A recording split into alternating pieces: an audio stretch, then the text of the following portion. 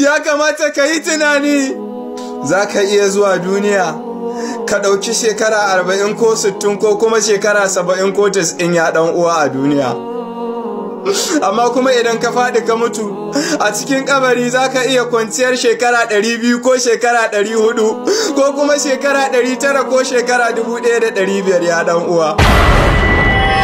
A cikin wannan duniyar ya ɗan uwa shekara 40 za ka yi ko 60 ko 70 ya ɗan uwa, kuma a cikin waɗannan shekarun ne ake so ka yi tanadin kwanciyar da za ka yi ta shekara 500 ko shekara 1500 ya ɗan uwa. Ya kamata ka yi nazari, ya kamata ka yi tunani, bai kamata ka shagala da duniya akan bautar Ubangiji ba, kuma bai kamata ka shagala da duniya akan saba wa Ubangiji ba ya ɗan uwa, kuma bai kamata ka shagala da duniya akan wani abu na cikinta ba ya ɗan uwa. Ya kamata ka yi tunani.